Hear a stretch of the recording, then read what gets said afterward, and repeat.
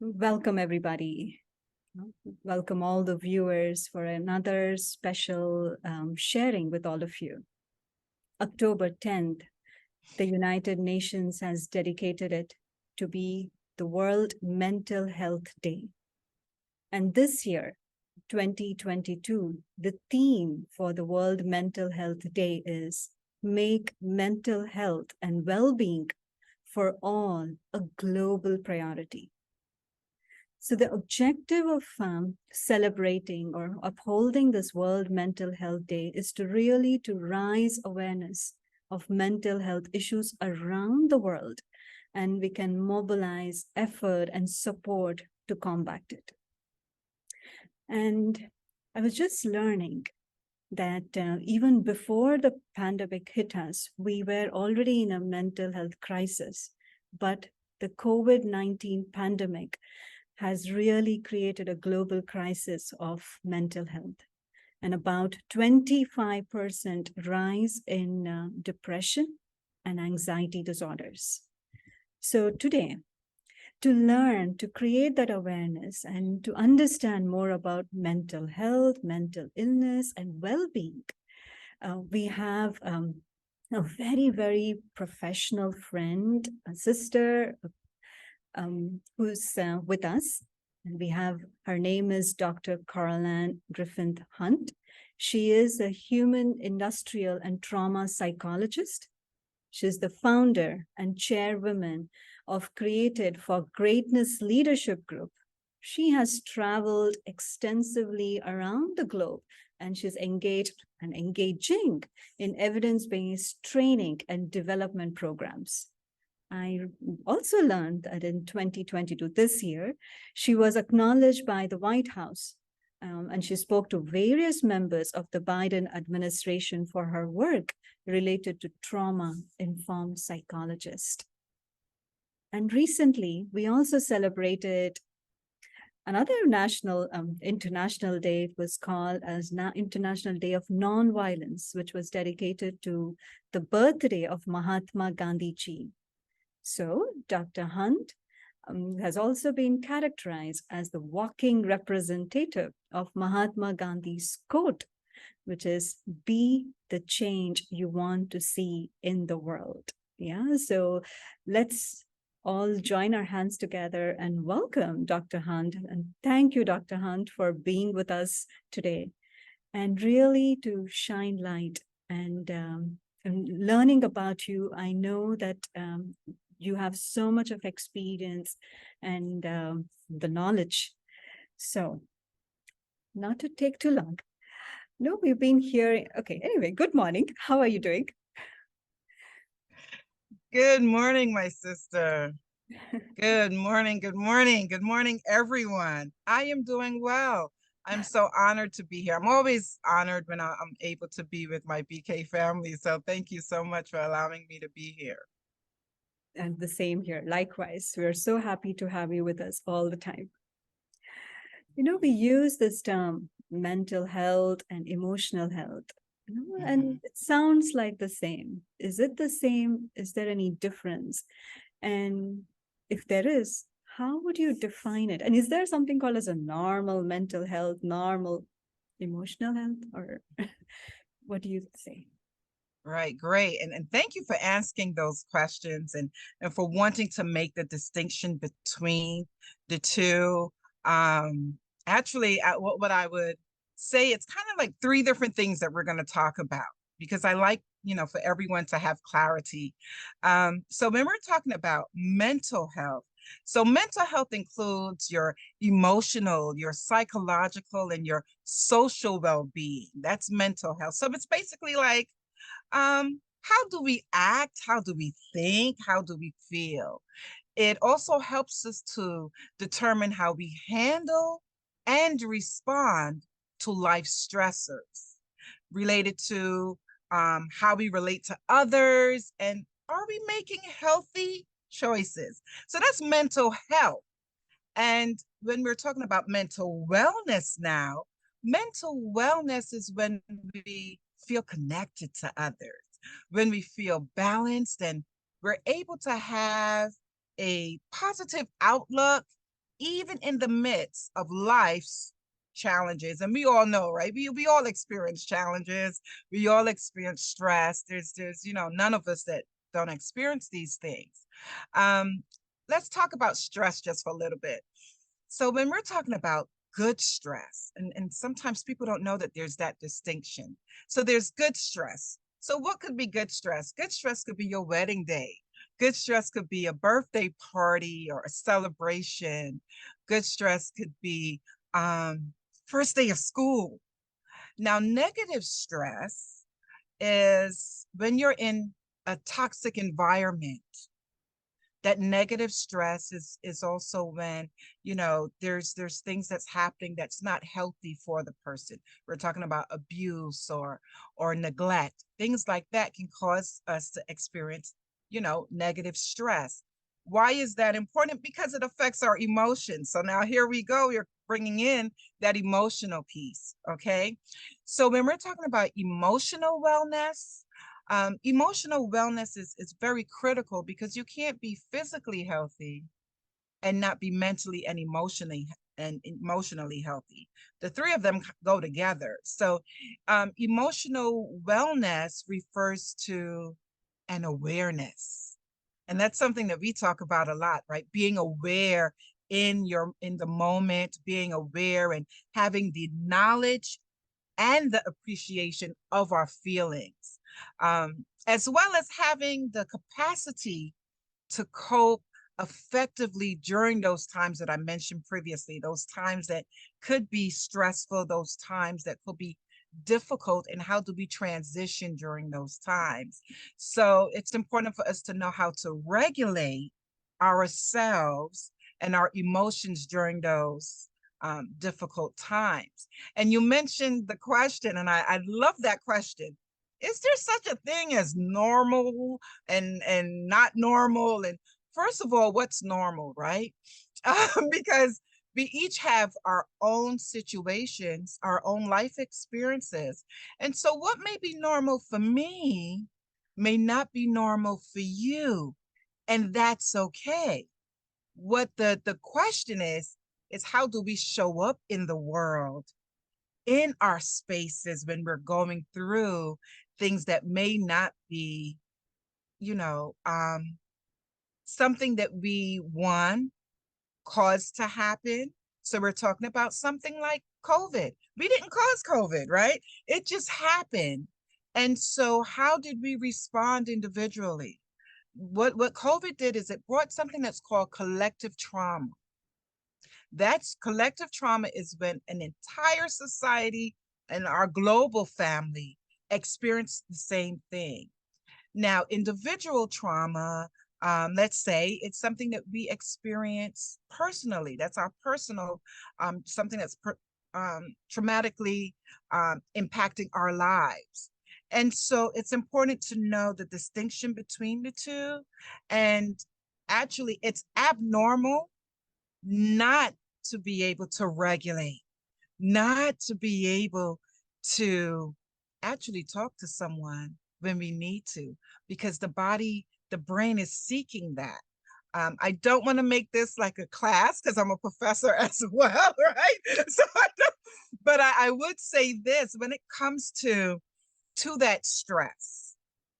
What is produced? The body produces something that's called cortisol, and that's when we're in toxic stress and we're in toxic environments. That hormone is produced and it affects our brain. And so when it affects our brain, we may react in ways that we don't want to, or we may say things that we don't want to, and it's a direct response from that hormone that's being produced. You see, because the body really wants dopamine, which is that feel good hormone, right? That's really what the body is seeking. And so when we're not in that space, then that's where we can not behave accordingly, not say the things that we really mean, or behave the way that we really want to behave. And that impacts both our emotional health, our physical health, and our mental health.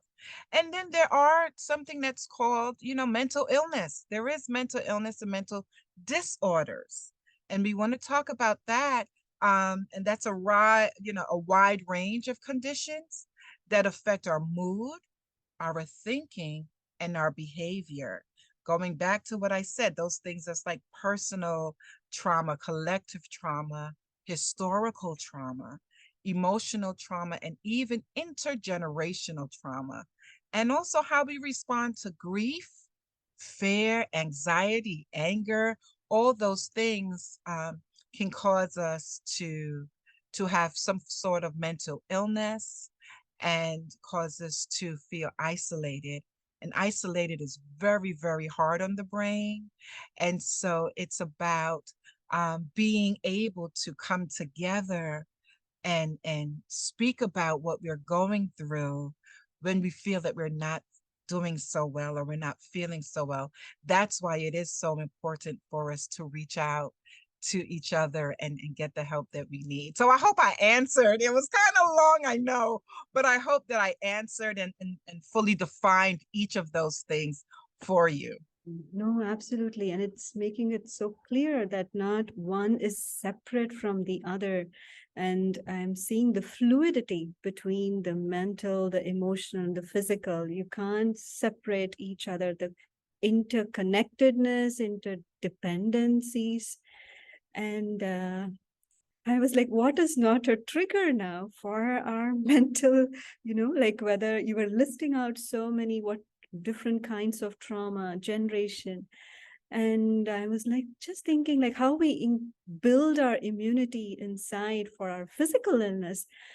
And I'm hoping we build our immunity for our mental well-being and emotional well-being, that I don't get sensitive to small triggers, that I'm able to withstand trigger, because triggers are going to be part and parcel of our life. Some we choose, some unexpected guest come. You're talking about illnesses. So like for any kind of physical illness, we know, right? Okay, the temperature goes up, or I'm having aches and pains, or there's a change in skin color or something. How do I recognize that, hey, I am having something which is not normal mentally and emotionally? Is there something like signs and symptoms that we can quickly catch ourselves before it hits before it gone to a chronic stage or an acute stage, an early detection? Is there something like that? Need to unmute. My apologies. I'm so ready to jump in. That I was saying thank you so much. Once again, that's an excellent question, because we want to look for patterns. We want to look for those things that we may be feeling that's not, usual, or feelings that others share with us, whether they're our family members or our friends or loved ones. So let's talk about 4 different areas. So I'm going to talk about briefly 4 different areas that we can look at things and just share a couple examples. So cognitively, let's look at some cognitive symptoms that someone may be feeling. So someone may have memory problems. They're starting to have memory problems, poor judgment, seeing only the negative in things. That kind of tells us, wait a minute, something is going on. Anxious, we have racing thoughts or intrusive thoughts. Constantly worrying, inability to concentrate. So those are some of the cognitive symptoms where we may not be doing so cognitively well. And emotional symptoms, moodiness, right? And remember, we're looking for patterns. So we're not looking at, oh, just today I felt moody, and so now I have a mental illness or something. No, that's not, I want to make sure that our viewers are clear with this. We're looking at patterns, something that's consistently occurring. So emotionally, as I said, moodiness, short-tempered,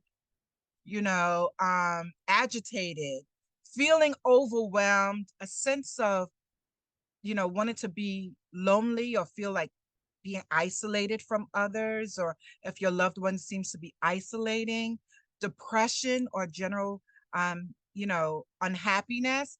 Now, there's a difference, because know that sadness, and we all experience some form of sadness, sometimes during the day or what have you, but has it become a pattern? This sadness, has it been going on for, longer than, 2 weeks, a week or two? And in that sadness, are we feeling like, you know what, I don't want to be around anymore? So are we having those intrusive thoughts of harming ourselves? Or so we want to look for those things. Physical symptoms, aches and pains in the body, aches and pains, diarrhea, constipation are also symptoms. And remember, we're looking at patterns of this. Feeling nauseous, dizzy, chest pain, rapid heartbeat, frequent colds. Because what people don't understand is how trauma can affect us if we're going through something. Is it can have a physical attribute, simply because trauma can cause diabetes, high cholesterol, and even cancer. So this is why it's so important to look for these signs. Also, when we're talking about depression, it affects our bodies and so forth. Now let's talk about some behavioral symptoms. Eating less or eating more than usual, sleeping too much or sleeping too little, procrastinating, or using alcohols, cigarettes, drugs, all of those things to try to cope with what we're going through. But all we're doing is masking it. We're really not, catering to what's going on. Nervous habits. Some people bite their nails, they pace up and down. And remember, these are things that we're looking for a pattern, something that is consistently happening. So I just shared with you 4 different areas of our lives where these symptoms can occur. So once again, I must stress, you're looking for a pattern. It's not, oh, I was this way yesterday, I'm fine today, but I must have a mental illness. I don't want individuals to see it that way.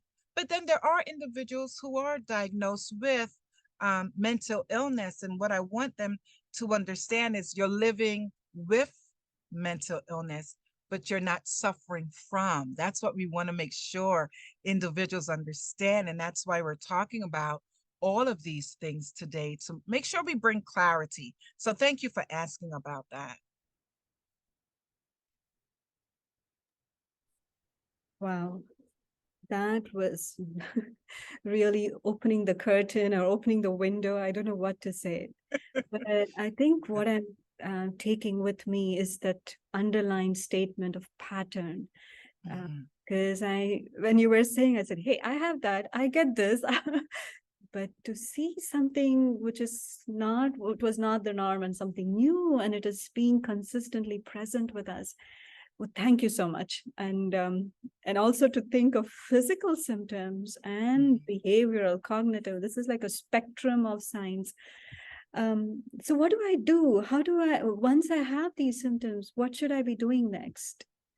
Well, once you identify, then what next? Right. And that's important also. It's important that if you realize, I have been, because I'll use sadness. Sadness is a gateway to depression, right? You can start off, being very sad, and then, you say, this is a pattern. I'm not getting better. I don't know how to regulate this. I don't know. And when I say regulate, I mean, I don't know how to control how I'm feeling by myself. I don't know how to fix this. It's important that we seek help. It's important that we seek help. I like to use with clients, and when I'm training, I like to use the example of a paper cut. Because I try to make things as simple as possible, because it's about the learning and not using examples that go above people's heads. So let's talk about a paper cut. For some of you, you've had a paper cut. Let's say you got a paper cut on Sunday.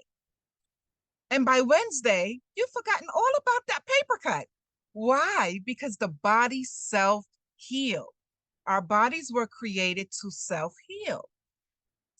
So that's completely different than you feeling some form of abuse. So you're experiencing abuse, you're experiencing sadness, you're experiencing, you know, some sort of trauma. Those things don't just self-heal. For so many people, for some people, they're able to deal with, their trauma. Others, it's not that paper cut. It's just not going to go away. And because it's not going to go away, then you need help in helping you to regulate, helping you to be okay with how you're feeling and to know what strategies to put in place so that you can cope better with those things. And so it's so important that when we see those signs, when we're experiencing that we understand, guess what? Maybe I do need to talk to someone, and that it's okay to talk to someone. Maybe, this feeling of being overwhelmed in these areas is not something that I can take care of by myself. You know, medically, you should always see your physician when you're starting to feel those patterns, when you're going through those physical patterns. I will say you should go to the doctor so that you can be checked. But also their mental health providers and professionals, like myself, you're not scary, I promise you. I know that you've been conditioned to think that something is wrong with you if you need help. But none of us in life go without experiencing some form of stress, some form of sadness, some form of being overwhelmed or fear or anxiety. And when you come out to individuals and say, hey, I need someone to talk to, what's wonderful is that we can help you with strategies so that you can be able to overcome what it is that you're experiencing. And it takes courage to do that, to come out and actually say, I need help. And I encourage all of you. I remember there were times when I too needed to go to someone and say, you know what, I'm experiencing something that has become a pattern and I need someone to talk to. So it's none of us that go through this alone, but we can all get through this together. So thank you so much for asking me that. Wow. No, I'm glad that there's so much of help available, and you're all safe people to come to. But I also see that we live in a society where just the thought, oh, you're going to a psychologist, you're going to a psychiatrist, is everything okay with you? So there is a kind of a taboo or a label that gets attached to, and because of which I would like to shy myself off. I would not want to expose or talk about it or even mention to anyone that I'm actually taking help or I want to take help. What would people think about me, my self-image, all of those things. How do I deal with that? Is it okay to shy off, and to how long? Wonderful questions. You're just hitting everything on the nail, that the head of the nail, because our society, our global society, it's just not one area of the world and not the next. Our global society at times has conditioned us to believe that reaching out for help and admitting that we are experiencing, depression or anxiety or feeling overwhelmed, that is connected to some form of us admitting to weakness. When in fact, that's not what it is. It's actually showing strength. It's actually showing courage. It's important for us to reach out and say that we need help and admit it, because if we don't, then it's not just mentally. Remember, I shared that there are different components to us, right? So we have our physical component, we have our cognitive component, our spiritual component, our mental component, all of these emotional component, all of these areas is what makes us who we are. And when we neglect one area, the other areas will suffer. And so though we may be saying, oh, well, I don't want to, say that something is wrong, they're going to think that something, they're going to think that I'm weak, or they're going to think negatively of me. In our lives, no matter what we do, people are going to think negative things about us anyway, no matter what we do. And so at the end of the day, I like to say to individuals, when you go and you reach out and you say, I need help because, I'm encountering something that I can't work through by myself, you're actually advocating for yourself. And that is a beautiful thing. When you can look in the mirror and be proud that you took care of you. Advocate for yourself. Think of the family around you. Think of the friends, the loved ones. An example, a mom or a woman, just a woman alone, whether she's a mom or not, she tends to juggle so many different areas, right? And people end up depending on our women. People end up depending on our men as well. So the person who everyone depends on, shouldn't that person be okay? Shouldn't that person be healthy in all aspects of their lives? And I'm sorry that our society has made this taboo of not seeking help, because what it has done is it's become a intergenerational form of trauma. So we haven't passed down the tools to each other as to how to handle situations when they occur. And that's one of the reasons why our numbers of suicidal ideations are so high, because we're not looking for the signs and we're not transferring the tools to be better individuals because of the stigma. When we're not reaching out for help, what we've done is we form barriers, we form stigmas, and it's important that we speak out against these things, and we say it takes courage to talk. It empowers us, because what it does is it helps to heal us physically, it helps to heal us emotionally, mentally, spiritually, and it teaches the next generation that it's okay when they're not going through.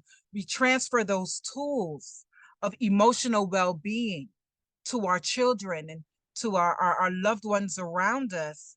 And that's a powerful thing that we can do. We can save the next generation by admitting when we ourselves are in need of assistance. The truth is, we are made and we are created through relationship.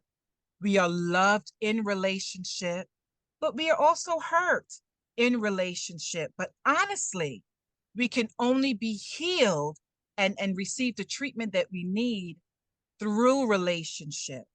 We need to stop the pattern of repeating things that we haven't repaired. Let's repair these things. We take care of our cars, we take care of our homes, we take care of all these other external entities. We need to take care of our internal entities, because honestly, we're supposed to be living from the inside out, right? And so it's time to not just mask and make sure that our external looks good, but we have to make sure that our internal looks good, because it sets an example also, not just for us, but the generations to come. Thank you. Wow. We are important, and each one of us is important. And yes, we have to take care of ourselves so that we can take care of our loved ones and the world around us as well. And why not be the example that that we move forward and leave behind for our generations to come? Like, it's okay to take care and see the difference that it makes. I don't know how to thank you, and you have shined light on so many aspects, making it clear, palatable, and comfortable, and giving us courage, clarity, and comfort, that how we could take care, identify, and to be. Thank you so much for joining us and sharing all this with the world. Thank you once more.